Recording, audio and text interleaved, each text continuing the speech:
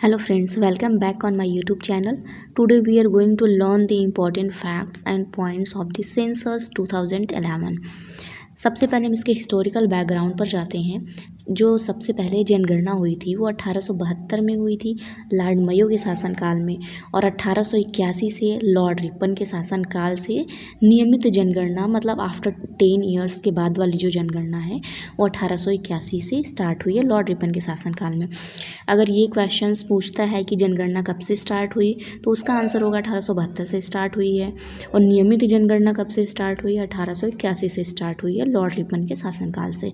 अब हम चलते हैं, स्टार्ट करते हैं, जो भी हमारी इंपॉर्टेंट फैक्ट्स है उसको पढ़ते हैं। हमारा ये फर्स्ट पॉइंट है, 2011 की जनगणना किस नंबर की जनगणना है? ये 15वें नंबर की जनगणना है। फिर नेक्स्ट है स्वतंत्रता के बाद की ये 7वीं जनगणना है। 2011 की जनगणना का जो हमारा आदर्श वाक्य था, जो कोड था, वो था आवर सेंसस आवर फ्यूचर।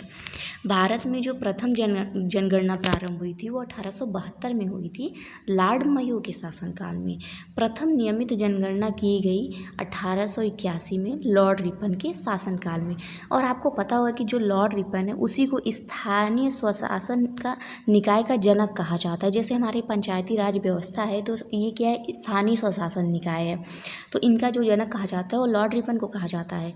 और जो 2001 से 2011 में जो जनसंख्या की वृद्धि, जो एक रेट था इंक्रीमेंट के पॉपुलेशन का, वो है 17.7%। सर्वाधिक वृद्धि किस सन में हुई थी? जैसे पूछता है कि जो पॉपुलेशन इंक्रीमेंट हुआ था वो सबसे ज़्यादा हुआ था 1971 में 24.8%। जनगणना आयुक्त कौन थे? मतलब जो 2011 का जनगणना हुआ था उसमें जो जनगणना आयुक्त थे वो थे SS राजा चंद्रमौली।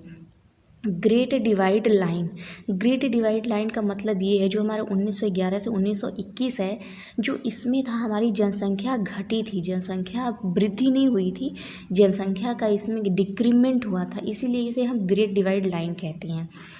जनगणना किस सूची का विषय है? यह संघ सूची का विषय है। जनसंख्या किस सूची का विषय है? यह राज्य सूची का विषय है। जनगणना कराना, जैसे हमें पता है कि जो जनगणना होता है प्रत्येक 10 वर्ष के बाद वो केंद्र सरकार द्वारा किया जाता है, और जो जनसंख्या है, जनसंख्या का नियंत्रण या तो जो ऐसा कोई भी लॉ एंड ऑर्डर होता है वो हमारी जो स्टेट गवर्नमेंट है वो लेती है, तो ये राज्य सूची का विषय हो गया। और यह संविधान की 7वीं अनुसूची में धारा 246 में वर्णित है कि जो जनगणना है वो संघ सूची और जनसंख्या है राज्य सूची का विषय है। लघु विभाजक दशक कहा जाता है 1951 को। लघु विभाजक दशक इसलिए कहते हैं, जो हमारा ग्रेड डिवाइडिंग है वो तो हमारा 1911 से 1921 हो गया। फिर उस एक बार और भी थी जब जनसंख्या की वृद्धि बहुत ही ज़्यादा कम हुई थी, तो उसमें हम कहते हैं वो लघु विभाजक दशक है, जो कि 1951 वाला है। जो भारत की कुल जनसंख्या है वह है 121,85,04,977। पुरुषों की जो जनसंख्या है वो है 6,237 लाख, और इसका जो परसेंटेज है वो है 51.47% टोटल जनसंख्या का, और जो महिलाएं हैं वो है 48.56%। जो लिंगानुपात है वो है 943। जनसंख्या घनत्व जो भारत की है वो है 382। जो साक्षरता लिटरेसी रेट है वो है 73% भारत की। जनसंख्या की दृष्टि से 4 बड़े राज्य है, उत्तर प्रदेश है, महाराष्ट्र है, बिहार है, देन पश्चिम बंगाल। जनसंख्या की दृष्टि से 4 छोटे राज्य है, सिक्किम, मिजोरम, अरुणाचल प्रदेश एंड गोवा। सबसे कम जो जनसंख्या है वो सिक्किम की है। सर्वाधिक जनसंख्या घनत्व वाले 4 राज्य है, बिहार, पश्चिम बंगाल, उत्तर प्रदेश। न्यूनतम जनसंख्या घनत्व वाले 4 राज्य हैं, अरुणाचल प्रदेश है, मिजोरम है। सर्वाधिक साक्षरता दर वाले 4 राज्य हैं, केरल, मिजोरम, त्रिपुरा एंड गोवा। न्यूनतम साक्षरता दर वाले 4 राज्य हैं, बिहार, अरुणाचल प्रदेश, राजस्थान और झारखंड। सर्वाधिक लिंगानुपात वाले 4 राज्य हैं, केरल, तमिलनाडु, आंध्र प्रदेश एंड मणिपुर। तो सबसे ज़्यादा लिंगानुपात कहाँ का है? केरल का है।